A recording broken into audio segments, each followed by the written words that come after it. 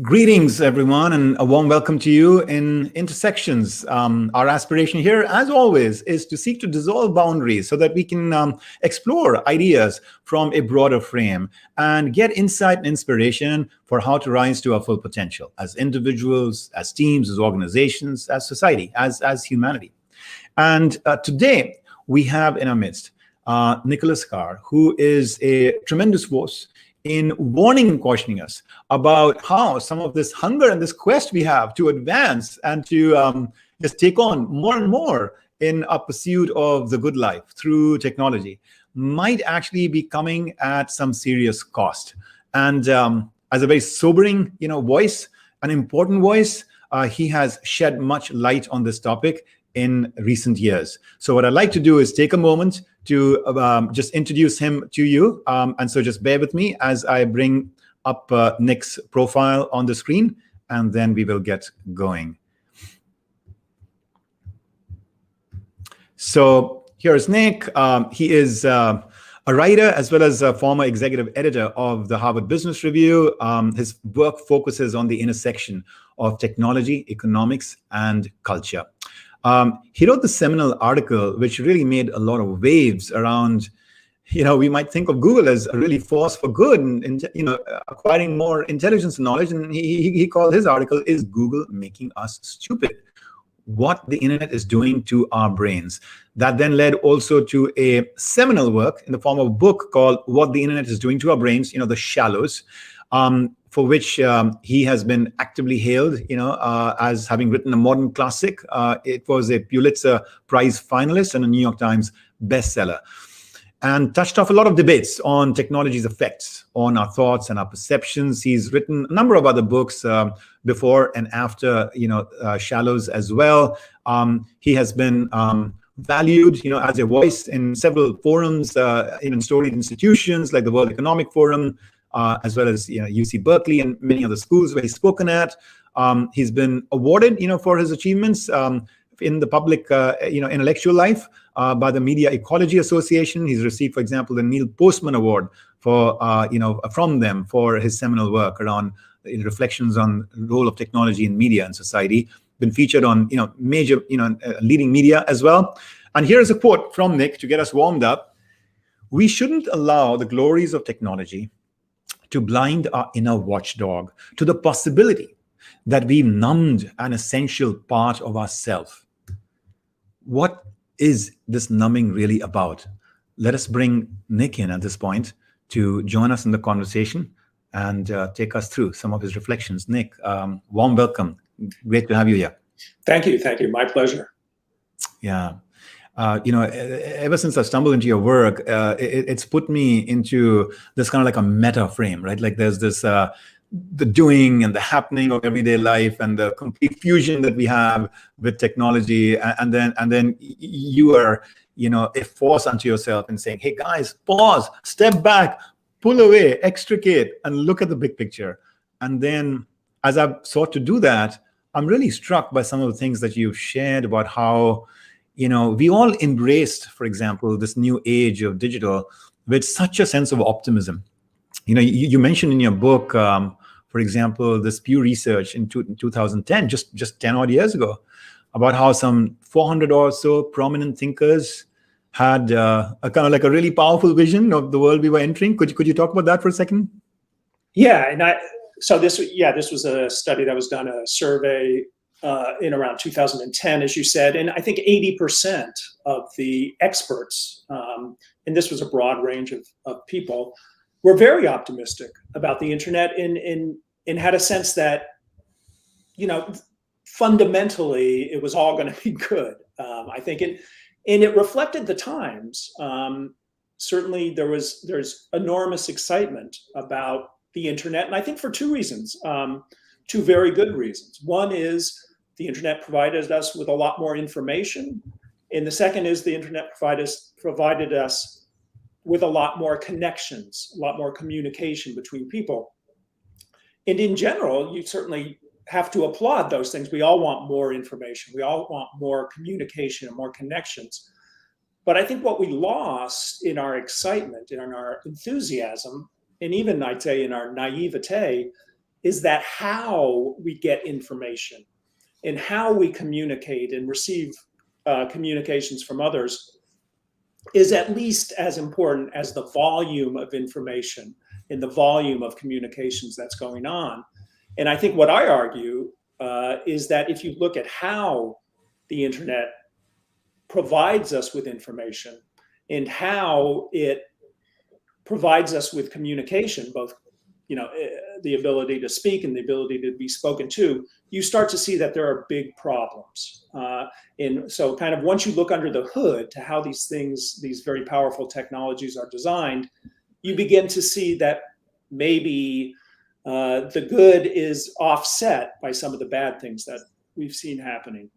We want to come and talk about some of those cautionary things you've noticed about how there's a lot of bad coming with the good.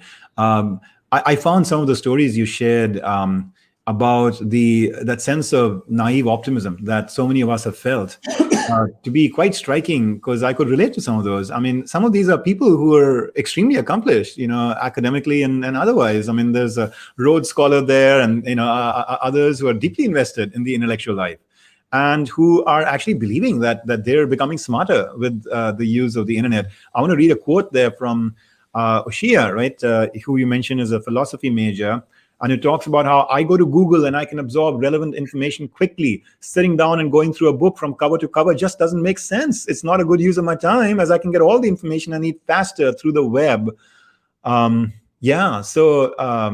It was interesting that you've been having these conversations with friends and beyond, and coming up against this sense of just like optimism. Right, and that was my own sense too. I mean, I have to say, in the early days of the web, and it was, as a writer who does a lot of research, a nonfiction writer, suddenly I could research that would have taken days and even weeks in libraries and stuff. I could do very, very quickly, and I could go out and interview people, online. I could locate them and find them and have email conversations and so forth.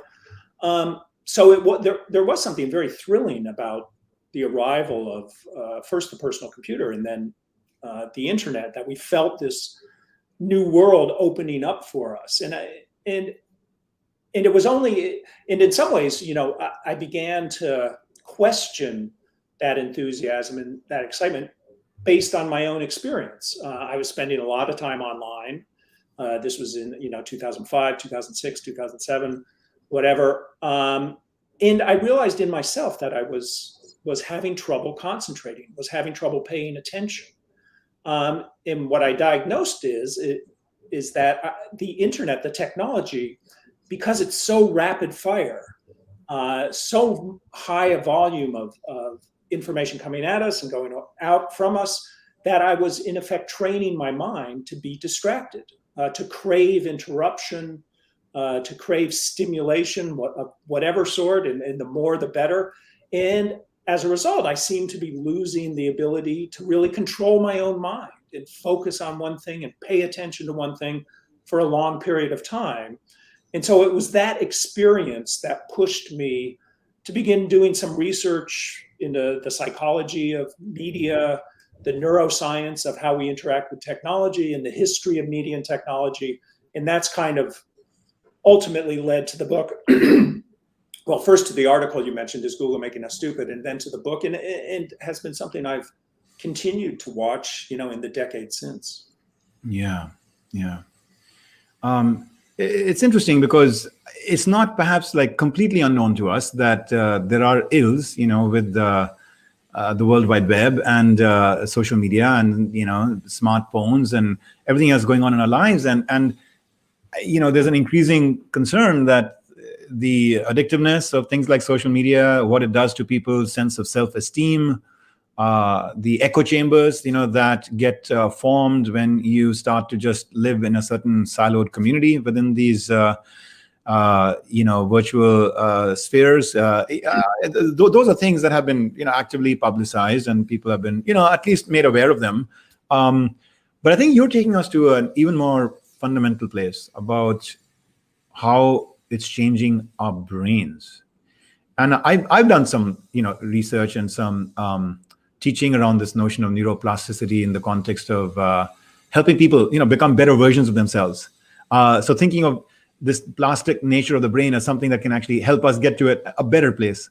But I think you've very rightly so cautioned us as well that, look, this plasticity can get us in trouble as well. So I'm actually jumping the gun because I want to come to that conversation maybe in two steps. Maybe the first step is if you can highlight for us this idea that you've shared, obviously building on the great thinking of certain minds in the past around how when a new technology, a new medium comes, it's not merely the content that we consume from it that is revolutionary in the access we are getting to something we didn't have, but it's the interaction and relationship that we have with that platform that actually silently shapes our lives.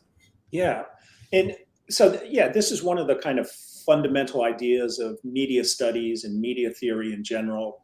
You mentioned I received the award named after Neil Postman. Neil Postman was a great mind thinking about media, TV in particular. Marshall McLuhan earlier came up with the famous phrase, "The medium is the message," which kind of encapsulates this idea that when we have an information system, a medium that we use to gather information, what we focus on naturally is the content. The radio program on the radio, the television program on the TV, the conversation we have through our phone, all the information coming from the internet. But what McLuhan and other media theorists explain to us is that the technology itself shapes the way we gather information, the way we make sense of information, the way we perceive the world even. And so the technology itself, in many ways, invisibly to us, shapes our mind, shapes our perceptions at a very deep level. And this helps, in my own personal case, this helped explain why my mind seemed to have changed the more time I spent online. And that influence continued even when I wasn't sitting at a computer or using a laptop or whatever.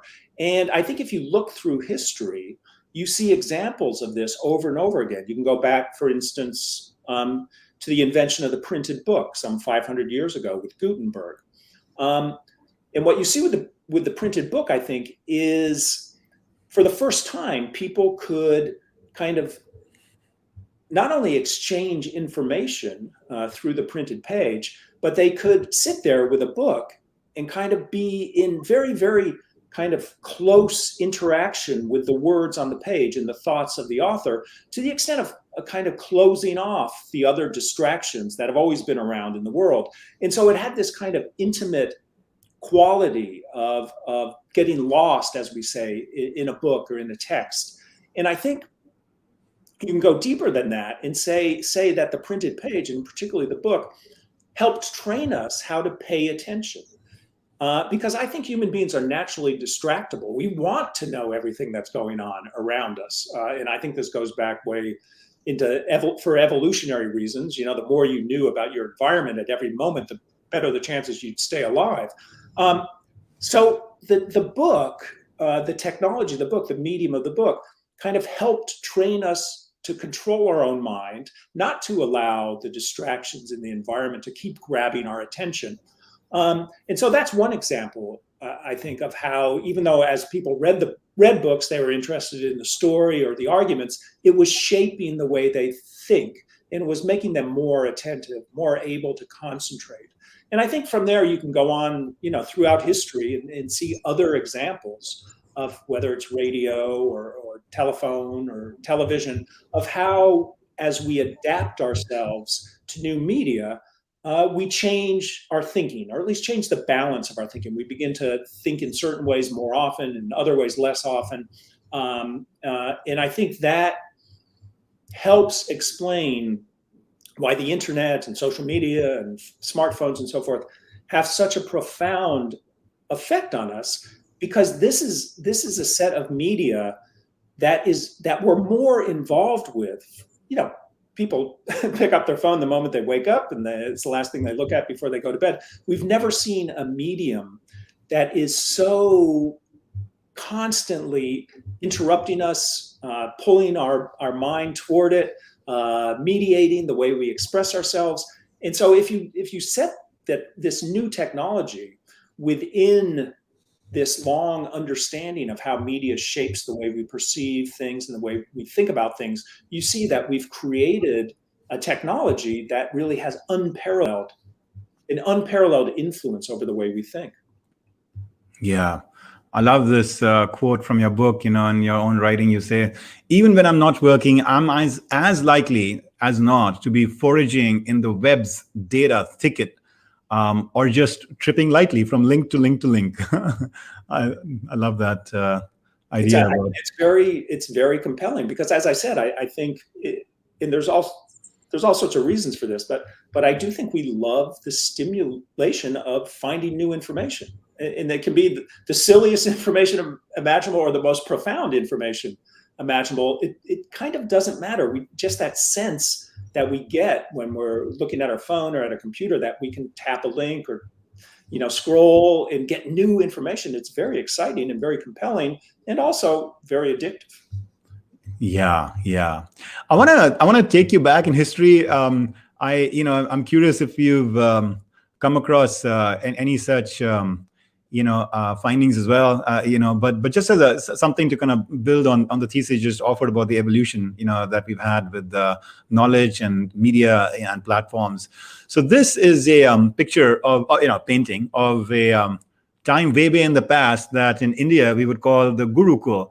And the idea was that these children would be actually, given over to a teacher who would actually, have them be in residence for a period of several years as they were learning about life and preparing themselves for adulthood. And during that time, prior to, the days when there was actually even, books around, they were complete. I mean, their Google was the teacher. I mean, the teacher was going to have to give them the knowledge, that they would gain. And the general principles, from what I understand at that time, was to only give people, apportion it, like give them just a little bit at a time. So they might, for example, be given a certain paragraph or a certain verse of a major scripture or something. And then they were meant to reflect on it, and then to meditate on it, and then to discuss it. And only then would they be given the next paragraph, maybe an hour later or something. So, I'm just sometimes that kind of thought comes to my mind as well, that, when we have created a civilization that seems to assume that quantity is quality, right. It's something that we have started to lose about, the depth of mastery, assimilation, and living the truths beyond merely having some intellectual grasp over them. Anyway, thoughts, reaction? No, I think that's a great example, and that's exactly what I meant. By this idea that we need to pay attention to how information is presented to us, as well as the quantity of information that is accessible to us. And I think under the influence of the internet, one of my theories is that media technology, information technology, not only changes the way we think, but changes the way we think about thinking. And so what I think I think because we're constantly inundated with information, in all sorts of forms, overlapping, coming at us from all different sources, we've kind of begun to define the intellectual life as being a matter of gathering information, getting as much information as quickly as possible. And I think gathering information is very, very important. But what we've lost sight of is that that's only the first step to deep thinking, the gathering of information. The second step, and I think ultimately the more important step, is stepping back from the flow of new information to think deeply and attentively about the information we've already gathered, and to put it into context, to connect it with other things we know and think about.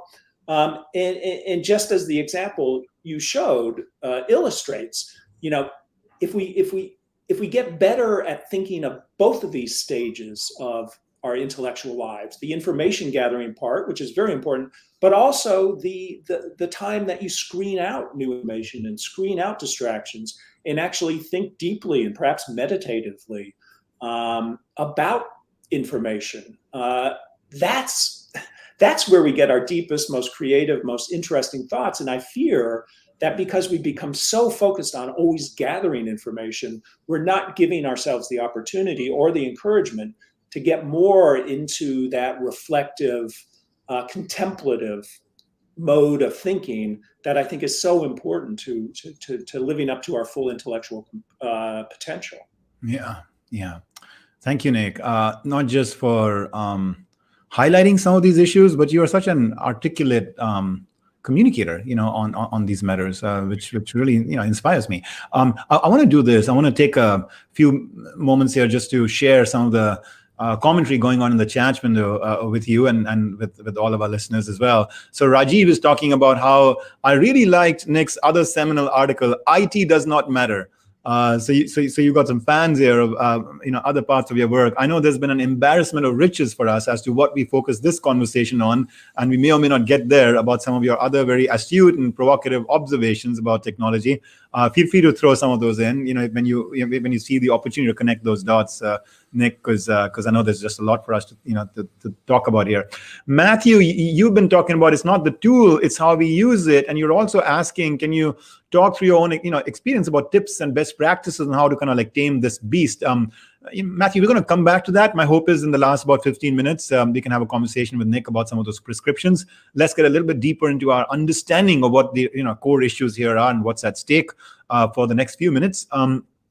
Raza, you're talking about how the ability to do mathematics manually has been lost due to technology and calculators and software. And I remember that when I was growing up in India, Nick, we didn't really have calculators and we weren't allowed to use them. And then we had these big numbers with decimal places and 7 kind of numbers after the decimal place as to what the Planck's constant might be or something, and we had to just kind of do all that math in just paper and pencil in our heads. And I remember coming to the United States and noticing how blessed this land was with the use of calculators from a very early age. It was very accessible. But I also noticed that you go to a checkout counter and they just weren't able to do the math. If something was costing $18.25 and you give them $20 and they were going to give you $1.75 back, but then you just noticed you had a quarter, so you said, hey, here's a quarter, then they just wouldn't yet be able to figure out what it is. And I remember noticing how in India, even at that level of jobs, my God, the mental gymnastics people had to do just by going through basic school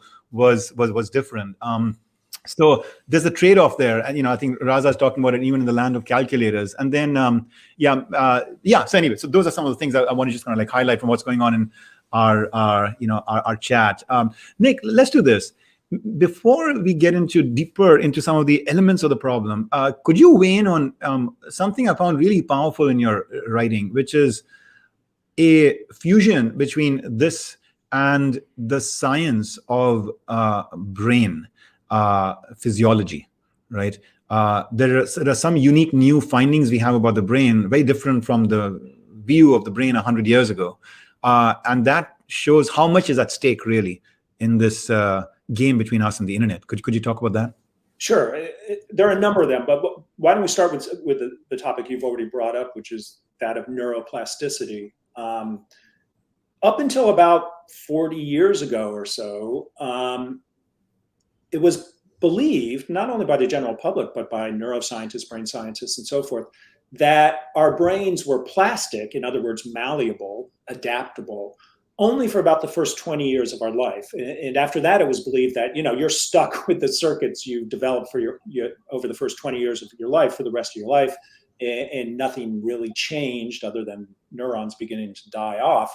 And what we've discovered really in the last, since around the early 1970s or so, is that that's not true. Our brains are plastic throughout the entirety of our lives. We can constantly adapt to changes in our environment, and think in different ways. And by that I mean, adaptable at a physical level, at an anatomical level. As we learn to think or exercise our brain in a particular way, it's kind of like with our other muscles, we optimize our brain for that way of thinking. We dedicate more neurons, we dedicate more neural circuits to that way of thinking, and we prune away the circuits that we don't use so much. And I think in general, that's a great, powerful benefit of the way our minds work, because we can adapt. We're not stuck with the brain we had when we were 20 years old. But there is a negative side to that, or a potential negative side to that. And that is that our brain doesn't make value judgments about how it adapts. It simply adapts to what we use it for the most.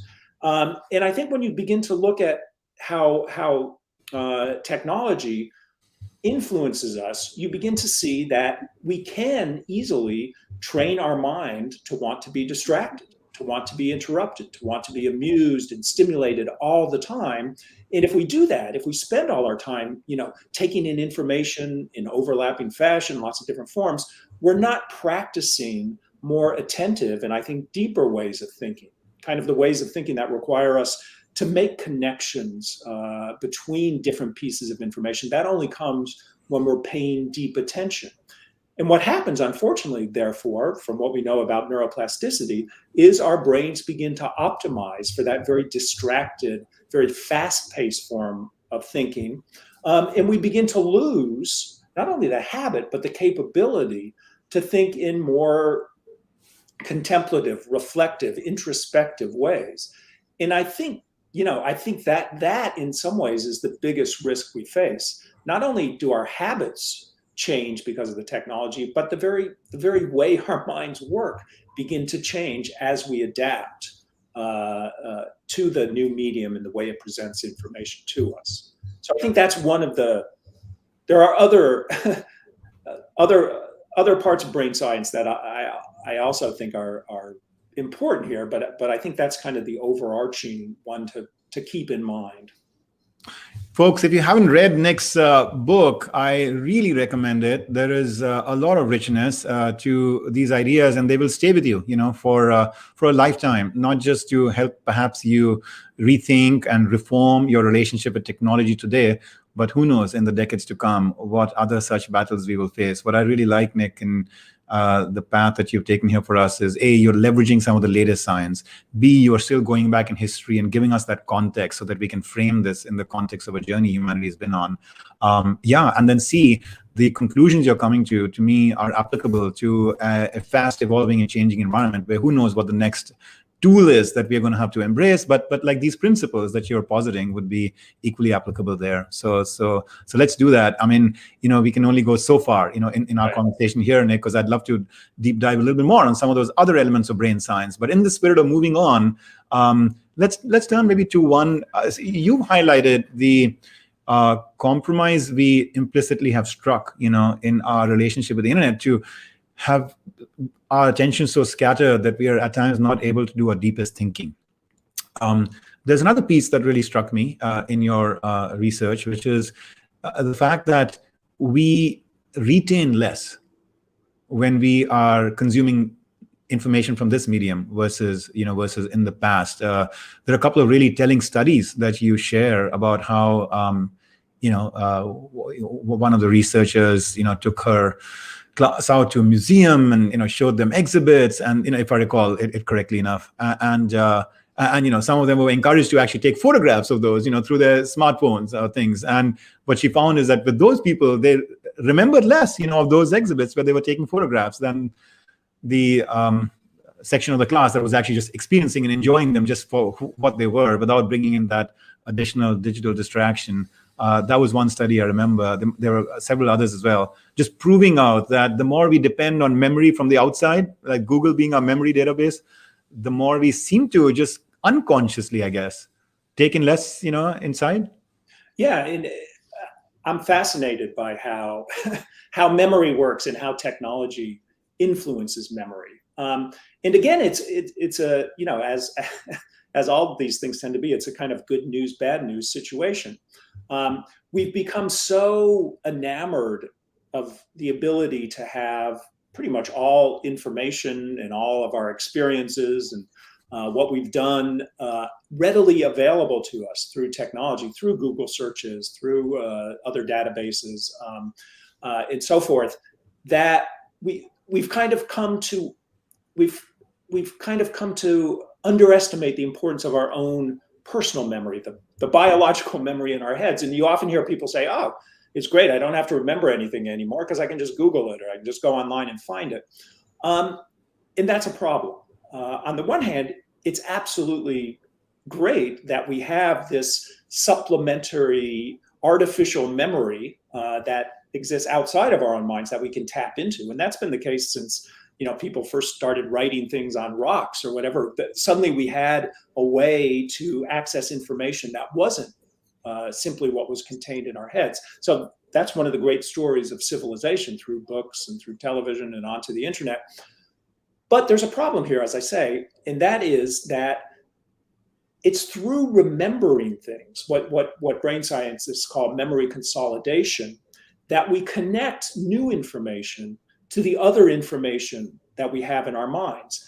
And deep thinking isn't about the individual bits of information, stuff you can Google up very, very quickly. It's about the personal connections we make in our own mind, the associations, the connections between far-flung bits of information that we've learned through connecting to our experiences, our emotions, other people we know. That's that web of connections inside our own mind, inside our own personal memory, that gives richness to our thought. And that allows us to think conceptually, for instance. So we're not just taking in a bit of information to answer a particular question. We're taking in a bit of information, but we're also putting it into a broader context that allows us to think critically about that. Memory consolidation, this transfer of information from our very short-term memory, that it's called working memory, stuff coming into our mind that we're thinking about in the moment, to our long-term memory, that process of consolidation requires attention. It requires us to think deeply about a piece of information or an experience or anything. And it's only by paying attention to it that we form those connections and associations with other pieces of information that give richness to our thought. So if we're in an environment, as I think we are today, where we're constantly bombarded by new pieces of information, we're so distracted and so constantly interrupted that we never pay enough attention to information, to connect it, to consolidate it, connect it, and incorporate it deeply into our personal store of knowledge. And as a result, I think that again, this shows the problems with how information is presented to us. We end up with an enormous wealth of information, but we're only thinking superficially about it. Yeah. There's a saying, right, about a little knowledge is a dangerous thing. And I think what you're pointing out, that actually the opposite is also true. A prodigious amount of knowledge is a dangerous thing. Or a prodigious amount of information. Information, if you want to call it. Yeah. Incredible. The other dimension that I found quite striking in all of these challenges and hiccups that you highlighted is the empathy dimension. That besides just analytical thinking and creative thinking, there's like the human side of our emotions, our feelings, our capacity to understand and connect with others. And that too sounds like, as you're sharing from some of that very, eye-opening research, gets severely compromised in our interaction with technology. Can you talk about that for a minute? Yeah, and let me preface it by saying I think the research into empathy and into the technology's emotional influence is at an earlier stage. So I don't want to be too, I don't think at this point we can be too definitive about the effects, and I want to make clear on that. But we have seen, I think, and it's kind of these diverse studies looking at empathy and other emotions from different angles. We have seen the beginnings of what I do think is a concerning, seems to be a concerning trend, that the more we're immersed in the world of digital media, the harder it becomes for us to feel empathy or to feel other kind of deep emotional connections with other people.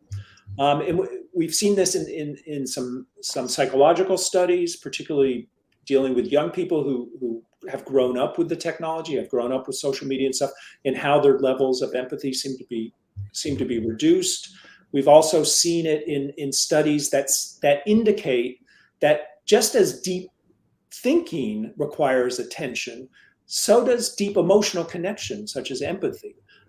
So you have to really kind of spend time thinking about a person, or looking into their eyes, or conversing with them, to really develop the capacity for a rich feeling of empathy. So just as our thoughts might be compromised by being constantly distracted, so might the richness of our emotional connections be compromised if we're constantly distracted. And so, and then even more recently, there have been some studies, very fascinating studies, that show that if people have person-to-person conversations, face-to-face conversations, those conversations seem to be compromised if they have their phones, their smartphones, with them in the room, even if they're not looking at their phones. There have been a few very interesting studies that show that people who have conversations with their phones, when their phones are with them, have less feelings of empathy with the other person, have less feelings of trust, express less levels of satisfaction with the conversation than do people who have conversations when their phones are in a different room. And so that kind of begins to hint at, and I think there are other studies that show this as well, that we've so deeply trained our minds to expect new and interesting information from our phones, these devices that we have with us all the time, that actually we're kind of we're thinking about our phones subconsciously, and monitoring our phones, and kind of waiting to use our phones all the time that they're around us. And one of the theories is that if your phone is around you, it represents all the other people you could be talking with virtually through social media, through email, through texting, whatever. And that competes with your conversation, in-person conversation with someone else, even if that person is your spouse or your child or a close friend. And as a result, because your attention is divided and you're not giving your full attention to the other person, our emotional connection and our empathy and our sympathy seems to be eroded. You shared in your book somewhere that technology is in a sense like a servant and we are the master, but it's such a perfect servant that it ends up being a master because we get so addicted to that level of control that we have over it. That was sparking in my mind as you said what you just said, because I can also imagine that, let's say you're having this conversation and it's becoming a little bit dull to you or a little bit disappointing to you because of what the other person is saying or doing. Well, you got this escape path, which is, you can just go into that world and you're the master there and it will completely please you in whichever way you want to. And it will never annoy you because you can control it. And maybe that becomes also an emotional seduction almost, of the technology. I don't know if that makes sense. Yeah, I think that's true. And I think, for instance, Sherry Turkle, a sociologist and psychologist at MIT, has shown that one of the reasons young people in particular, but I think all people in general, they often come to prefer conversing through media, through social media, or through texting, or through email. They actually come to prefer it over time to face-to-face interaction. And one of the reasons is because they're more in control. They're not, their social status is not at risk. When you're speaking in real time with a person who's right across from you, you can say something stupid, or you can misspeak, or you can, you're nervous about how you present yourself, and you can't correct yourself, except after the fact. Whereas when you're speaking through a medium, you do feel like you're insulated from that kind of social risk, and you can edit yourself, and you can, there's this delay in the conversation, and I think that explains why. And again, this shows up in surveys as well, particularly about very young kids who actually, most of them now, and this to me is kind of mind-blowing, most of them now would rather interact with their friends through technology than face-to-face. So it's understandable, but I think what you lose is the kind of richness that only comes when you're physically present with a person. So you're not just exchanging words, you're exchanging, you're reading their gestures, you're reading their eyes. It's very concerning to me that by downplaying the importance of that kind of close physical connection, interaction with other people, we're kind of substituting a rich form of communication for a much lesser form of communication. Yeah, yeah. I'm just getting sparked here with just a few other ideas around this dynamic between you and another person and how it's being reshaped by technology. Building on what you just said, it comes to me as well that perhaps this ultra control we have at the microsecond level of being able to click on another link and quickly judge as to whether this is entertaining and interesting enough for me or not. And if not, then just click away, maybe that, I don't know, but maybe that is leading us to be more impatient in our conversations and in our listening with people, because if we don't really find that we're getting hooked by what they're just talking about, we want to click away, and so we interrupt. Maybe we interrupt to change the subject or to bring our voice in or something. And so there's perhaps, I don't know, this would be interesting to quantify if over time we have been interrupting people more and listening less. Well, yeah, I don't know if there are studies on that particular, but there are studies that show that we seem to be becoming much more impatient. There is this really interesting study several years ago that looked at the relationship between a person's speed, their internet speed at home, and their patience. And what they used as a proxy for patience is how long people would wait for a YouTube video to start before clicking on a link and going somewhere else. And what they found is as your internet connection speeds up, your patience, your willingness to wait for a video to start, a video that apparently you wanted to watch at one point, gets lesser and lesser. And so it went from, people would wait 5 seconds when they had slow internet connections for a video to start. And if it was delayed, they'd click somewhere else. It was down to, a fraction of a second that people would wait. So that seems to indicate that as we adapt ourselves to kind of this constant simulation, this constant ability to control what we see, at a microsecond level, our patience, our willingness to wait for something, to endure any kind of delay diminishes pretty dramatically. Yeah. I'm noticing, Nick, as we talk, there's a rich conversation going on in chat, and I encourage you, to continue to share and connect and present your thoughts and ideas.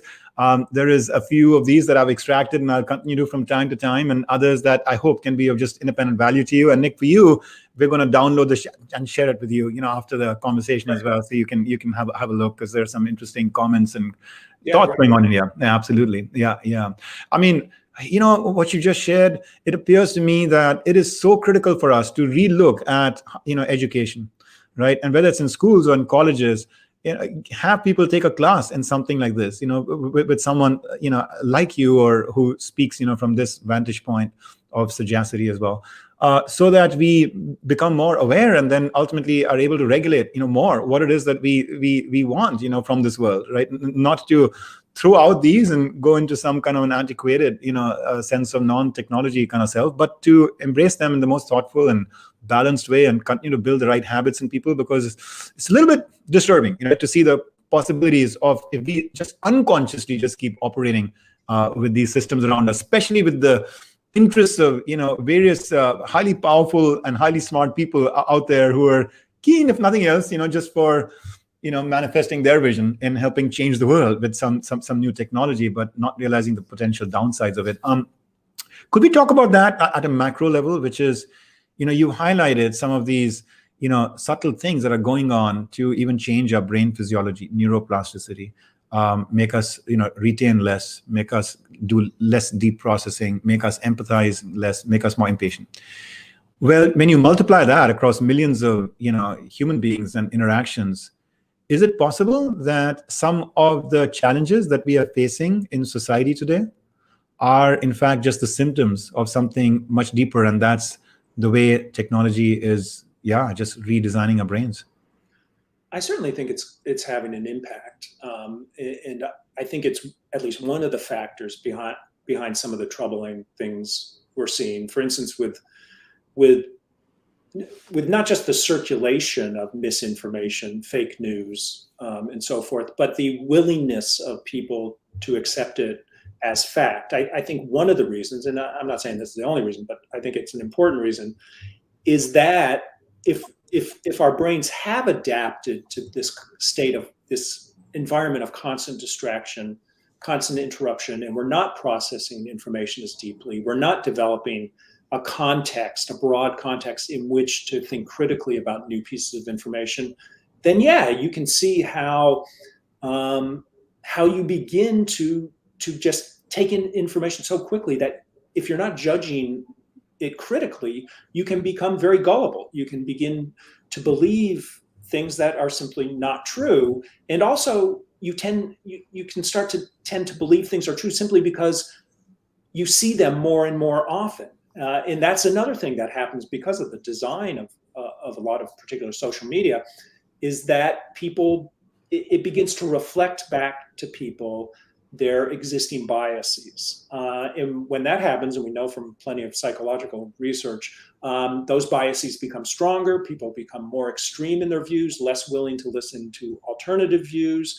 So I think the technology is a factor in, both the kind of increasing gullibility and in believing falsehoods as facts, and also the kind of factionalization or polarization we often see. People begin to form very strong groups, political groups and others, believing only what the group thinks, and demonizing anybody that's not in the group.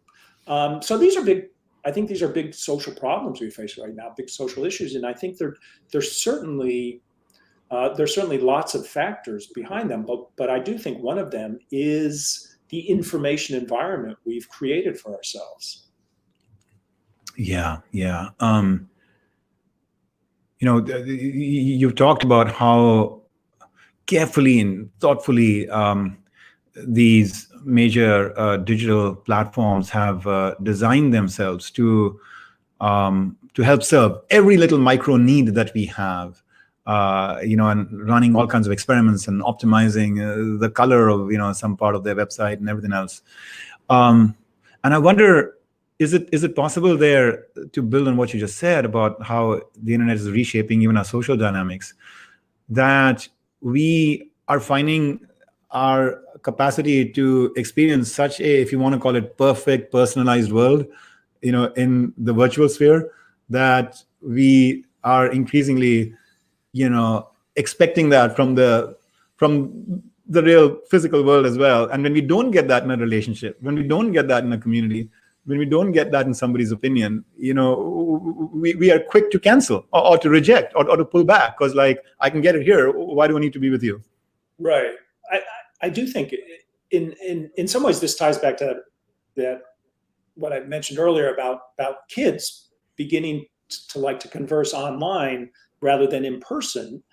That does seem to me to indicate that as we adapt to the technology, we feel so in control when we're online. We feel everything's very convenient for us. Everything's kind of designed to respond to our needs or interests, even if we haven't felt them yet, almost immediately, that the quote unquote real world with real people in it and real tensions, and you have to be patient sometimes, and you have to work through conflict. That begins to seem like, why would I want to be there? Because this virtual world is so perfectly designed to respond to my every whim and to give me new stimulation all the time.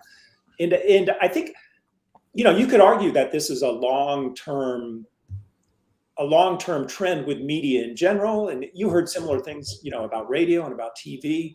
But it does seem to me that when we adapt to this world that is shaped to our every whim, and when all we have to do is scroll or tap on a link to feel in control, the kind of messiness of the real world begins to seem like it's just too big of a struggle to deal with.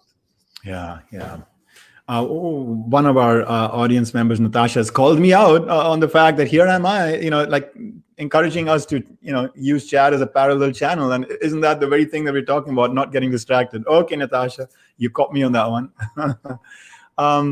So shall we turn, in this last segment, of our conversation, to thinking about sort of what kind of practical advice and, just prescriptions we might be able to offer, around how to, continue to stay more in mastery over the medium rather than have the medium master you? And have you, kind of experimented with a few practices and behaviors in your own life, Nick, that have really helped you? Yeah. I mean, and first, let me say that I struggle with this too. I mean, just as it was my own loss of attentiveness that kind of clued me into something deep might be going on here, I still, the online world, the world of your smartphone is extraordinarily compelling. And I do find myself, fighting against it sometimes. But I guess I would say that, this is no longer just a matter of personal discipline. The internet, the online world has been so integrated into our social lives, into other aspects of life, that this is the kind of compulsion to be online is not just a personal compulsion anymore. It's also a social compulsion. You have to do your job, you have to be online. If you're in school, to be a student, you have to be online. To be a sociable person, you have to be online. So I think if we're going to deal with this, we have to deal with it at a social level as well as a personal level. But to look at the personal level for a minute, I do think that my biggest piece of advice, and it's also probably the most difficult for people to act on, is to resist the temptation to carry your phone with you throughout the entire day. We, for some reason, when cell phones and then smartphones came along, we took it on as an assumption that, this has to be with me. This has to be on my person the whole day long, whatever I do.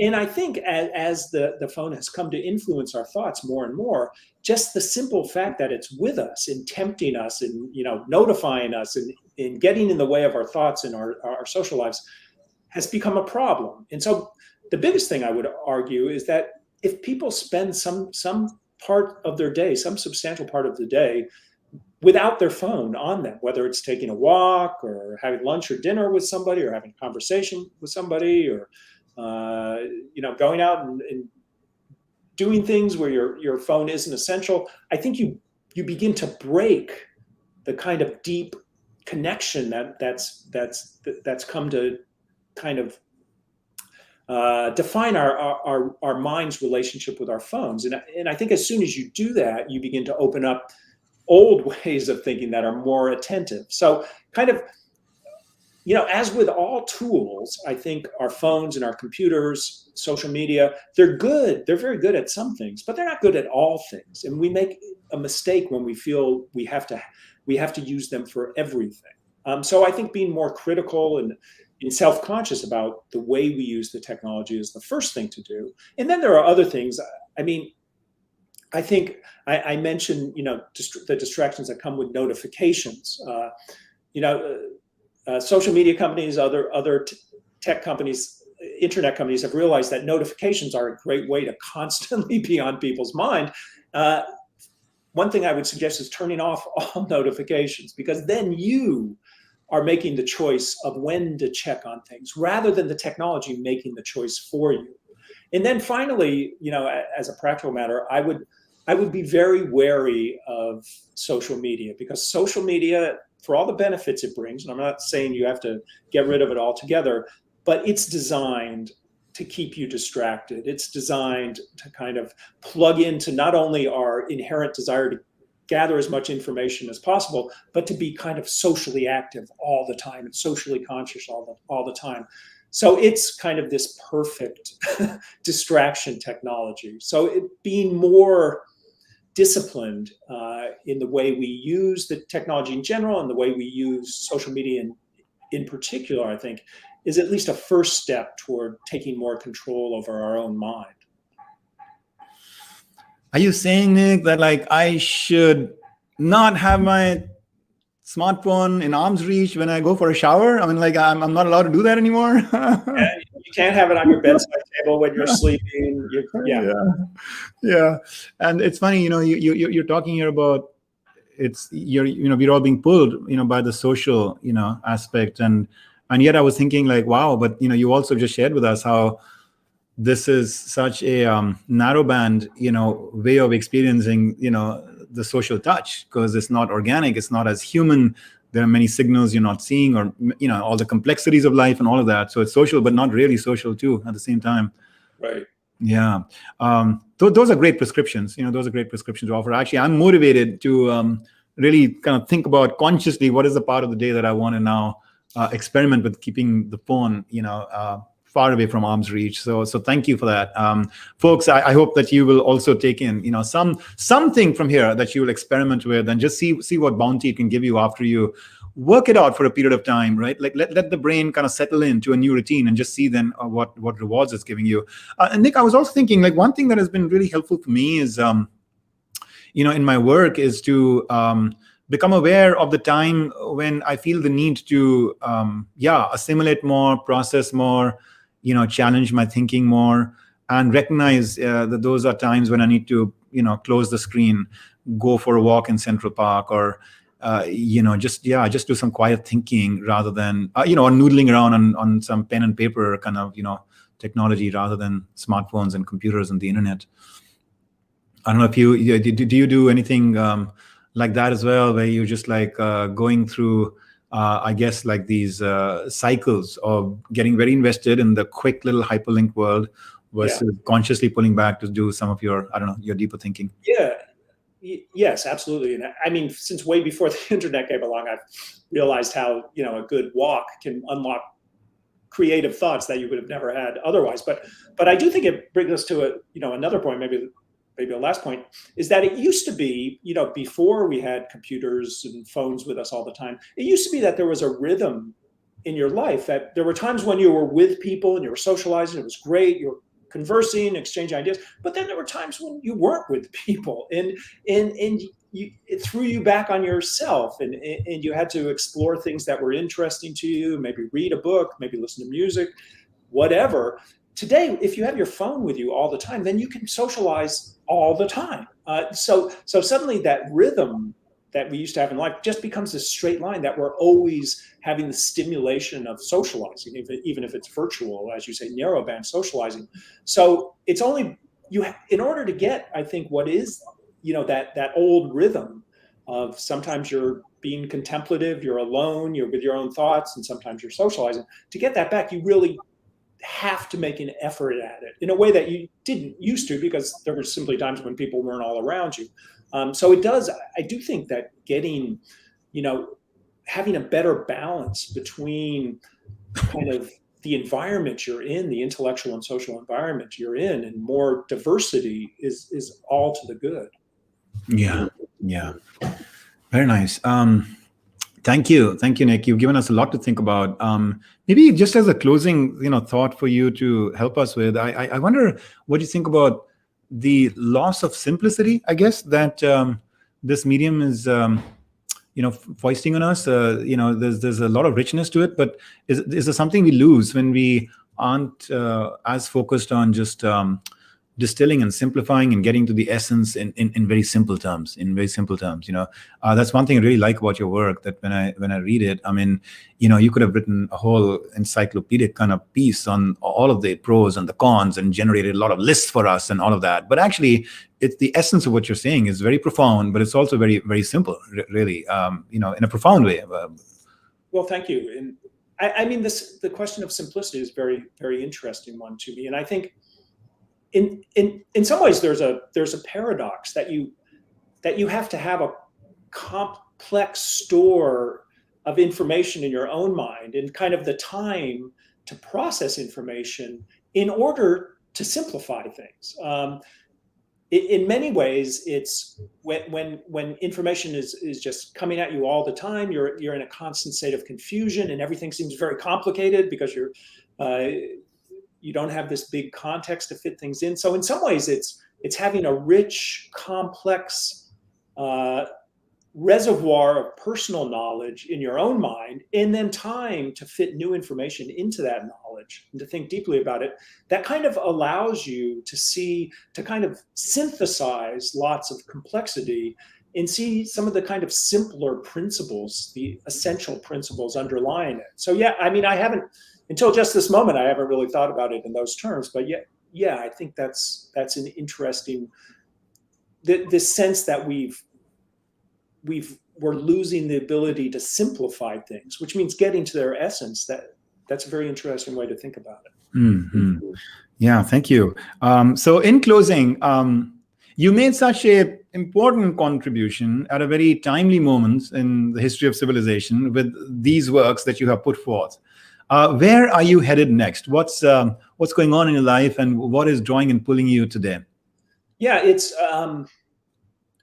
that's a good question. I wish I had a really good answer, because I'm kind of searching for a thing that really stirs my curiosity, and in the way that, for instance, the way media influences our minds did. And there's a couple of things immediately. I have a new article coming out that looks at how, as a society, we might think about regulating social media. And it draws on the experience that society had 100 years ago, when we were suddenly confronted with the arrival of broadcasting, first in the form of radio and then, of course, in the form of TV. And there was all sorts of chaos and tumult. But through our democratic institutions, through our democratic processes, we were able to, if sometimes haltingly, we were able to kind of figure out how to regulate the new media in the public interest. So we had this sense of the common good, and I think we can get back to that. It'll be hard, but that's one of the things I'm thinking about. And then there's, one of the buzzwords today in the technology industry is the metaverse, and you see Mark Zuckerberg at Facebook and stuff talking about this, and it's basically this. It's very vague at this point, but it's kind of virtual reality, and but also a kind of even richer form of the internet. And so I'm trying to make sense of that. If kind of we're going to be, in a way, virtual all the time, even if we are still physical beings, what's that going to mean to us? And is that the next stage of technology, that the quote unquote real world and the virtual world simply become so seamless that, in essence, we're kind of living in virtual reality? Even if we're not wearing the goggles, we're living in a kind of virtual reality all the time, which is both interesting and scary to me. And so that's something I want to try to make sense of. Yeah, it's very nice, very nice. I mean, I spend a fair amount of my time in more of the professional world, the business world, the organizational world, and I know your work just sweeps across life and work in every other facet of who we are. But this area that you're getting drawn to is obviously so critically on the minds of every CEO today. What's the future of work and the workplace and the workers, and what does it mean for us to thrive and create culture in a community and build high performance, in a primarily digital, virtual, kind of dispersed space. So I look forward to seeing where your scholarship and research takes you, and to having us all stay in touch. Thank you so much, Nick, for joining us today, and a very rewarding conversation, and ending up with some prescriptions and ideas, that allow us to recognize that while there are tremendous forces, that are, in a sense, just being foisted on us unconsciously or consciously, that there's much we can do of our own choosing to take small steps to, benefit from these media without necessarily being tamed by them. So I'll let you have the last word. Any final just thought, that you just want to put out there in the ether for our audience? And we will end with that. So this will be our final word, Nick. So on to you. Well, I'll just you brought up the business world, and that was when I was an editor at Harvard Business Review, and my first few books were about more on the management and strategy and IT strategy and so forth. I will say that what I've heard from a lot of from the business world is that these problems that I've been talking about are also a problem in companies, that they are having trouble, companies that need people to think deeply and attentively. And this can be software companies, they can be engineering companies, they can be all sorts of companies. You want people to be able to screen out distractions and screen out interruptions and really focus on hard problems. And I think companies are struggling with this loss of workers' abilities to pay attention. And I would put some of the onus back on business executives and business managers, because I think whether it's tacitly or explicitly, they've been sending out the message to all their employees: you need to be connected all the time. You need to be constantly on email. You need to be constantly, focus on whatever system we use to manage the flow of information in the company. Even if it's 10 p.m. at night and you're with your family, you have to start sending the message that, yeah, being connected and following information is important, but we also need to encourage and reward deep, attentive thinking. And that might mean that somebody is not connected for a couple of days because they're really focused, and that's okay. So I do think that there is a role here, for businesses and business executives to play in kind of encouraging deeper, more attentive thinking, and saying it's okay not to be a little delayed in responding to an email or a text or whatever. Yeah, I love the fact that in the example you're just giving, you weren't talking about it's okay to not do it for this evening or for these 2 hours, but you talked about like a couple of days, because some things require really deep work. So that's a beautiful prescription to make, Nick. Thank you for responding to that part of our audience and talking about the implications of this at work. I'm very, very grateful. So all the best to you, Nick. Thank you again for joining us. Such a joy to have you. Thank you. It was very stimulating in a good way, not overstimulating. Yeah, great, wonderful. All the best. Take care, and we look forward to having you back on the show sometime soon. Great, thanks. Yeah. Thank you, Nick. So, folks, to end our day, what a sumptuous feast. I think it's been right to learn from Nick, to have the opportunity for all of us to take pause and understand our relationship with media, where it's helping us, where it's hurting us, small steps we can take to move it forward, and a sobering set of realizations, right, about how it's the deep thinking that sometimes is getting curtailed. It's the empathetic connections, the human connections. It's the lack of patience. It's the lack of just memorization, just like not having enough in us because we are just so much leaning on the medium outside to give it to us, etc. So much to take in. I hope this has been of value to you. And I also look forward to having you again with us next time. Just a quick little sneak preview. We will have with us Magda Verzica.